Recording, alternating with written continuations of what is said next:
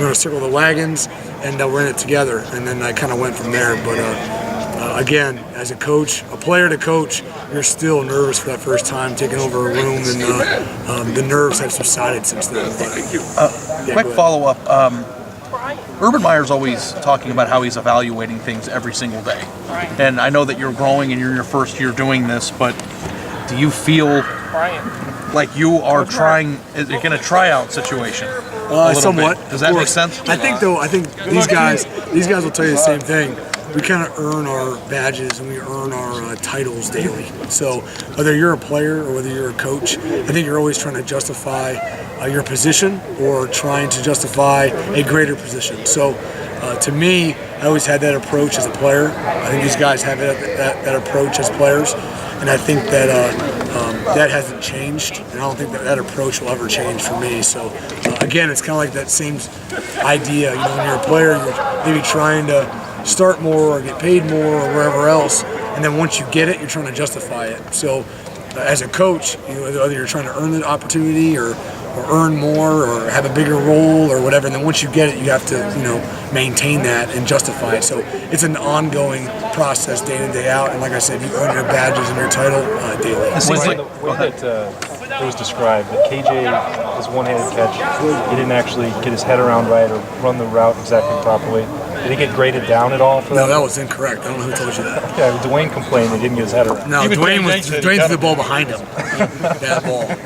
No, it was great. I mean, to me, KJ does a phenomenal job with body language. He does a great job with really communicating constantly with the quarterbacks and where he's going and how he's going there. And there's very rarely are they off page. And again, it's a lot to the quarterbacks, a lot of credit to the quarterbacks, and a lot of credit to the players that run with such great body language and communicate constantly through plays where he's going, where he's been, and where he's going to go. So. What do you think of Did you practice one-handed catches a lot? Is that a thing that wide receivers do, or do you? Some do, some don't. Do your guys now?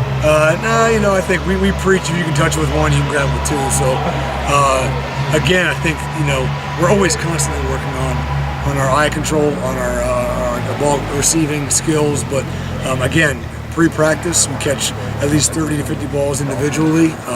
We believe that the muscles are also an eye and they correlate with the hands. So just like you warm up a hamstring, you warm up your eyes and you warm up your hands. So we've had that approach for the last year and a half or so, and I think it's played dividends. In the NFL, how many one-handed catches did you make?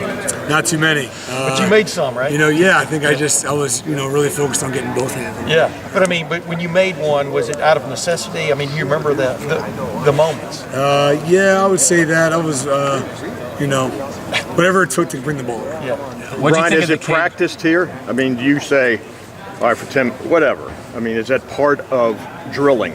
I think the emphasis is just, when you're targeted, how many times do you catch the ball? I think that as a receiver, that's how you're graded. However you do it. It doesn't matter how it happens. And I think that in the end, just like the NFL or other places, we really don't care how the bologna's made. We just want to make sure it tastes good. So, in the end, you want to make sure, again, when I throw the ball to KJ Hill, how often is it caught?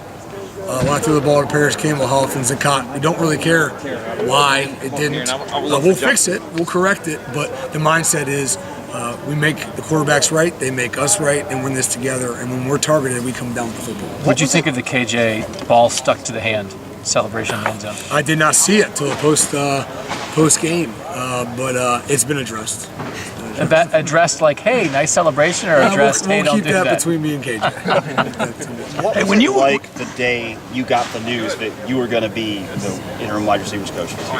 A little surreal, but to me, I'm looking forward to earning past that. So to me, it was kind of it was an opportunity I wanted to capitalize on. It was not the end goal.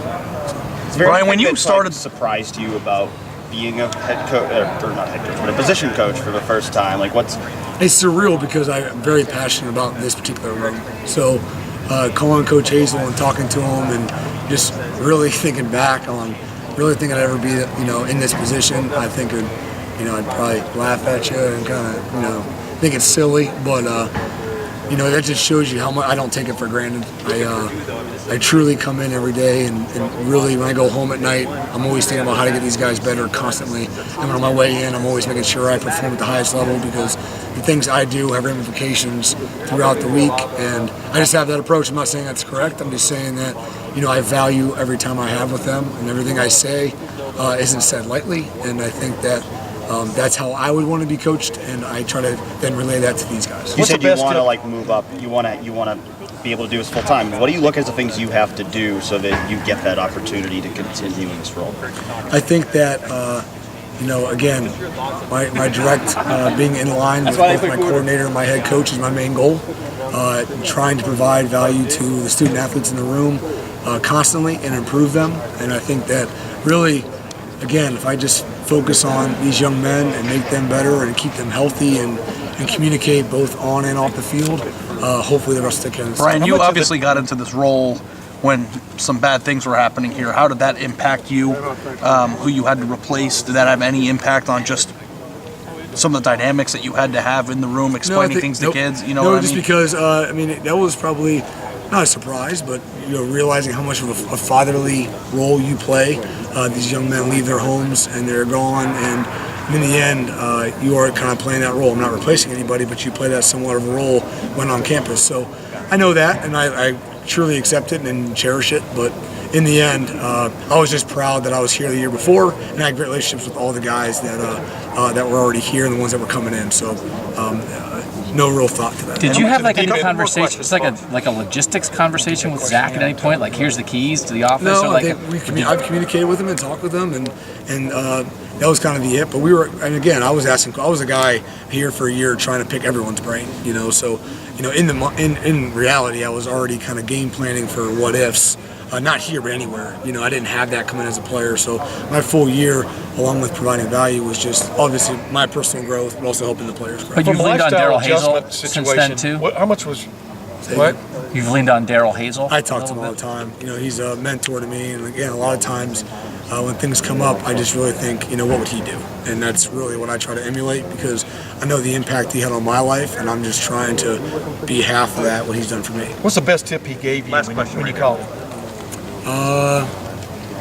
It really wasn't much of a tip. I just, I just talked with him about the opportunity, and I explained to him how I felt, and he was like, you're going to do great, and he was like, I think it was more of a, hey, I told you so, because he kind of was that guy always telling me, and I was kind of resistant because I know the commitment, and I knew what it takes, and really in the end, it's not just a personal commitment, it's a family commitment, and my wife was in for it, and all that, so there's more that goes into it than just what my personal thoughts are, and he, we illustrate that. Yeah, I was going to say, from a lifestyle situation, I would think the biggest change is you have to recruit. I mean, go on the road, etc. Make phone calls deep into the night. Is that the biggest adjustment for going from a guy who's kind of scheming to a guy who has to? No, I would say, any time, any job description is going to alter. I think any time, you change roles. You're going from player to coach to assistant. Anytime, anybody in here would change positions, your job description changes. And